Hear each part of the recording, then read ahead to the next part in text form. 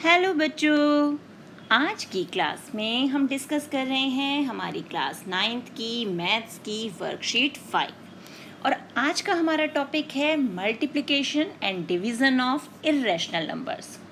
तो rational numbers और irrational numbers के बीच का डिफरेंस अब हम जानते हैं और हम ये भी जानते हैं कि हम अपने रैशनल नंबर्स को मल्टीप्लाई या डिवाइड कैसे करते हैं। फॉर एग्जांपल 3 इंटू 5 15 और हमें पता है कि जो हमारा 15 है वो एक रैशनल नंबर है। 15 इज़ अ रैशनल नंबर। अब हम 1.2 को 3 से मल्टीप्लाई करें तो आंसर आ गया 3.6। 3.6 कैसा नंबर है? अब आप कहेंगे तो डेसिमल नंबर है।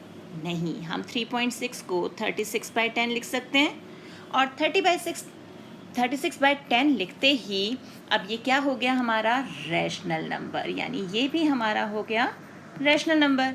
सिमिलरली 42.4 जब हमने 5.3 को 8 से मल्टीप्लाई किया तो मिला 42.4, तो ये भी हमारा क्या हो गया रैशनल नंबर। अब हम 32 को डिवाइड कर रहे हैं 2 से तो आंसर मिला 16, तो यहाँ हमारे पास क्या आ गया 16 इज रैशनल नंबर, क्योंकि एक सिंगल नंबर जो हमारा है उसे हम जिसके डिनोमिनेटर में कुछ नहीं है उसे हम 16/1 करके लिख सकते हैं। तो आ गया ना ये रैशनल फॉर्मेट में P/Q and Q is not equal to 0। अब 4.2 को 3 से डिवाइड कर रहे हैं तो आंसर मिल रहा है 1.4। Again 1.4 is rational number. यानी हमने यहाँ पर देखा कि हम अपने रैशनल नंबर्स को मल्टीप्लाई करें या डिवाइड करें, हमारा जो आंसर है वो हमेशा एक रैशनल नंबर होता है। कहीं भी हमें इर्रेशनल नंबर नहीं मिला। अब हम आगे चलते हैं कि जब हम इर्रेशनल नंबर्स को मल्टीप्लाई या डिवाइड करते हैं तो क्या होता है। फॉर एग्ज़ाम्पल अब हमें यहाँ क्या दिया हुआ है कि √2 को √3 से मल्टीप्लाई किया। अब हम जब रूट्स की मल्टीप्लिकेशन करते हैं तो वो सेम रूट में आ जाते हैं, यानी रूट में 2 इंटू 3 आ गया, आंसर आया √6। अब √6 कैसा नंबर है? It is an irrational number. Similarly अब हम √2 को √2 से मल्टीप्लाई करें तो ये दोनों के दोनों सेम रूट में आ गए और हमें पता है जब नंबर्स के पेयर बन जाते हैं हमारे डिजिट्स के तो हम सिंगल डिजिट बाहर निकाल सकते हैं। तो अब ये 2 क्या हो गया? 2 हो गया हमारा रैशनल नंबर। तो यानी हम अगर दो इर्रेशनल नंबर्स को मल्टीप्लाई करें तो हमें रैशनल नंबर मिल सकता है। अब है √3 इंटू √8, अगेन सेम रूट में आ गए दोनों। अब यहाँ पर हम इसे सीधे √24 नहीं लिखेंगे, हम इस 8 के प्राइम फैक्टराइजेशन करेंगे। प्राइम फैक्टराइजेशन यानी 8 के फैक्टर्स करेंगे 2 इंटू 2 इंटू 2। कैसे होता है 8 के फैक्टर्स? जैसे 2 4 ज़ा 8, 2 2 ज़ा 4 एंड 2 1 ज़ा 2, तो 2 इंटू 2 इंटू 2 ये फैक्टर्स मिल गए। अब जो पेयर बन सकते हैं उनके हम पेयर बना लेते हैं। जैसे ये बन गया पेयर, इसमें से हमने 2 बाहर निकाल लिया और अंदर रह गया 3 इंटू 2 दैट इज़ 6। अब 2√6 क्या हो गया? ये हो गया हमारा इर्रेशनल नंबर, क्योंकि यहाँ पे हम रूट को रिमूव नहीं कर पाए। नेक्स्ट √3 इंटू 2 प्लस √5, तो यहाँ हम यूज़ करेंगे हमारी डिस्ट्रीब्यूटिव प्रॉपर्टी कि ये √3 पहले 2 से मल्टीप्लाई होगा और फिर √5 से, तो ये हो गया 2 इंटू √3 और ये √5 इंटू √3, तो 2√3 और ये दोनों सेम रूट में आ गए, तो आंसर आया 2√3 प्लस √15। अब ये कैसा नंबर है? रैशनल है या इर्रेशनल है? वेरी गुड, इर्रेशनल है, क्योंकि यहाँ भी हमारे पास रूट का नंबर है। नेक्स्ट आ जाते हैं √2 प्लस √3 इंटू 3 माइनस √5। अब यहाँ जैसे हम नॉर्मल अपना मल्टीप्लिकेशन करते हैं ना, a plus B into C plus D, कि a जो है वो c प्लस डी से पूरा मल्टीप्लाई होगा, देन b जो है वो भी c प्लस डी से पूरा मल्टीप्लाई होगा। सेम वही रूल हम यहाँ भी फॉलो करेंगे। जैसे 3 जो है वो √2 और √2 जो है ये यहाँ पर दोनों से मल्टीप्लाई हो रहा है, यानी हम इसे इस ढंग से लिख सकते हैं कि √2 into 3 minus √5 plus √3 into 3 minus √5, और जब हम ब्रैकेट खोलेंगे तो ये मिल गया हमें 3√2, √2 को √5 से मल्टीप्लाई किया तो माइनस और रूट सेम रूट में आ गए दोनों। सिमिलरली 3 और √3 को मल्टीप्लाई किया तो 3√3 और √3 और √5 को जब हम मल्टीप्लाई करेंगे तो -3 इंटू 5 और ये दोनों का कॉमन रूट। इसे सॉल्व किया तो हमारे पास ये आया। अब ये कैसा नंबर है? ये हमारा ये भी इर्रेशनल नंबर है, क्योंकि यहाँ भी हमारे पास रूट है। नेक्स्ट 3√3 डिवाइड बाय √3, तो हमने सिंपली 3√3 अपॉन में √3 लिखा। √3 से √3 कैंसिल, हमें मिल गया 3, यानी आंसर हो गया हमारा रैशनल नंबर। यानी हम अगर दो इर्रेशनल नंबर्स को डिवाइड करें तो हमें रैशनल नंबर भी मिल सकता है। ज़रूरी नहीं कि उनका मल्टीप्लिकेशन या डिवीज़न हमेशा इर्रेशनल हो। नेक्स्ट √10 डिवाइड बाय √2, तो हमने सेम रूट में इन दोनों को ले लिया। 2 1 2, 2 5 10, तो हमारे पास आंसर क्या आ गया? रूट में 5। तो ये कैसा नंबर हो गया हमारा? Irrational number. क्लियर? अब बस जो अभी हमने सीखा इसे देखते हुए हमें क्या करने हैं? क्वेश्चंस के आंसर देने हैं। अब हमारे पास फर्स्ट क्वेश्चन क्या है?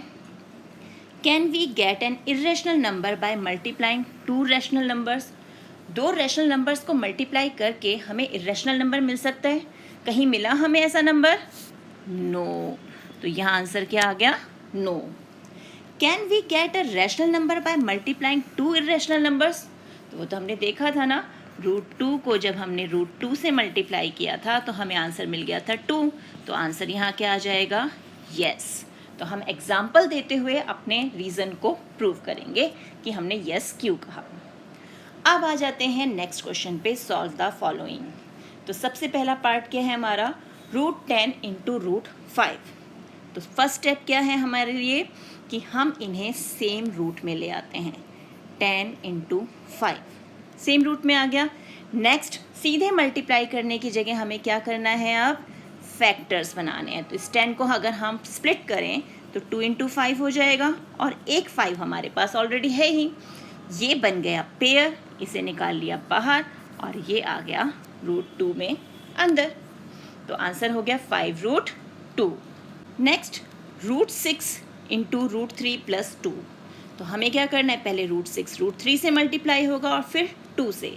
तो हमें मिला यहाँ पर ये दोनों आ गए सेम रूट में, √6 इंटू √3 प्लस 2 इंटू √6।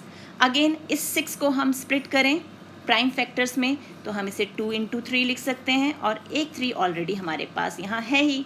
फिर ये पेयर बन गया, और यहाँ ये 2√6 है। तो हमें क्या मिला? यहाँ से हम 3 निकाल लेते हैं। 3√2 प्लस ये हो गया हमारे पास 2√6। हो गया ये भी सॉल्व। नेक्स्ट क्या है अब हमारे पास? √7 इंटू √21। अगेन दोनों को सेम रूट में ले आते हैं, ये हमारा पहला स्टेप। अब 21 को प्राइम फैक्टर्स में स्प्लिट कर देते हैं, तो 7 ऑलरेडी यहाँ पर है, और 21 को हम 7 इंटू 3 लिख सकते हैं। ये बन गया पेयर, 7 को निकाल लिया बाहर, अंदर बच गया 3। तो आंसर हो गया 7√3। नेक्स्ट है 27.8 इंटू 15। ये तो बहुत ईजी है, हम छोटी क्लासेस से करते आ रहे हैं। सबसे पहले सिंपली हमें क्या करना है? 278 को 15 से हम मल्टीप्लाई कर देंगे, तो हमारे पास आंसर आ गया 4170। अब ये जो 4170 है, हमें देखना है हमारे डेसिमल के बाद कितने डिजिट हैं। 8, यानी सिंगल डिजिट है हमारे पास, एक ही डिजिट है।